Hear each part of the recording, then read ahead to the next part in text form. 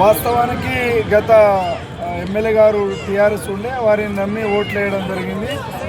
ఈ 2 సంవత్సరాల కాలంలో చూస్తే ఇక్కడ పనులు కాలే. గత 2 ఏళ్ళు కూడా వారే ఎమ్మెల్యేగా ఉన్నారు.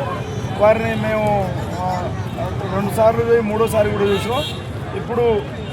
ఇప్పుడు వాస్తవానికి అభ్యర్థి మార్చాలనుకున్నాం. ఇప్పుడు కొత్త అభ్యర్థి చూస్తే నవీన్ యాదవ్ యాక్టివ్గా ఉండు. నవీన్ యాదవ్ ఈసారి అత్యధిక మెజార్టీతో గెలిపించాలని ఈ మా యూసు కూడా ప్రాంతవాసులు మరి ఎక్కువ కోరుకుంటున్నారు. వాస్తవానికి సింపతి ఉండాలి కానీ కేసీఆర్ గత ఏం చేసిందంటే ఎక్కడ చనిపోతే అక్కడ ఎలక్షన్ నిర్వహించడం తీసుకొచ్చిన ఆ సంస్కృతి కేసీఆర్ తీసుకొచ్చారు. సింపతి అని కేవలం అని మనం అనుకుంటాం కానీ ఎలక్షన్ వచ్చేసరికి లాస్ట్ ఎలక్షన్ రోజు సింపతి లేకుండా వెళ్ళిపోద్ది. ఖచ్చితంగా నవీన్ యాదవ్ గారు గెలుస్తారు.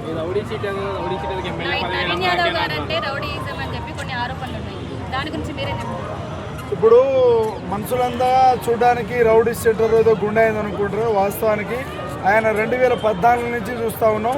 2014 కూడా ఎంఐఎం పార్టీ నుంచి చేసి 2nd స్థానం తీసుకొచ్చిండు. 2018లో కూడా ఇండిపెండెంట్ పోల్ చేసి కేవలం ఆయన రౌడీజం కాదు, ప్రజాసేవకుడు. మీరు ఎక్కడ చూసినా ఏ ఇళ్లలో చూసినా ప్రతి ఇళ్లలో ఆయన సేవా కార్యక్రమం అందుకున్న ఇళ్ళలే ఉన్నాయి. చూస్తే ప్రతి ఓటరు కూడా ఇంటింటికి ఆల్రెడీ ఆయన రాజకీయంగా కాకుండా మానవ దృక్పథంతో మానవ సేవే మాధవ సేవ అన్నట్టు సేవా కార్యక్రమం చేసింది. ఇవన్నీ చూసే ఖచ్చితంగా నవీన్ యాదవ్ను అత్యధిక భారీ మెజార్టీతో గెలిపించడానికి ఈ జూబ్లీహిల్స్ ప్రాంత నియోజకవర్గం అంతా కట్టుబడి ఉన్నది. వాస్తవానికి దక్షిణాది ప్రాంతంలో బీజేపీకి ప్రభావం తక్కువ ఉంటుంది.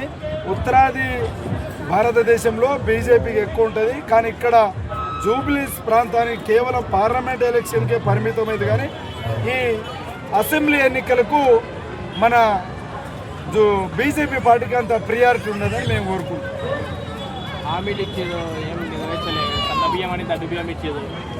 లేదు, మీరు రేషన్ షాప్కి వెళ్ళండి, సన్న బియ్యం వస్తుంది. మేము ప్రతిరోజు ఇదే బువ్వ తింటున్నాం.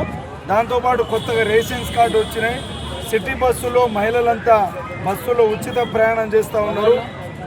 మగవాళ్లకు వాస్తవానికి లేదు, ఏ రాష్ట్రంలో లేదు. 3-4 రాష్ట్రాల్లో మహిళలకే ఉచితం కాబట్టి ఇది కూడా తెలంగాణలో కొనసాగుతూ ఉంది.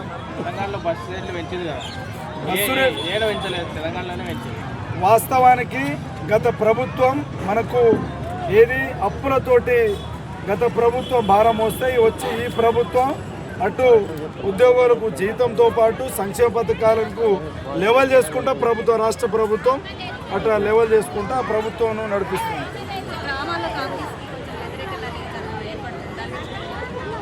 వాస్తవానికి అధికారం వచ్చి 2-3 ఏళ్ళకి ఎక్కడికైనా అది వ్యతిరేకత ఉంటుంది.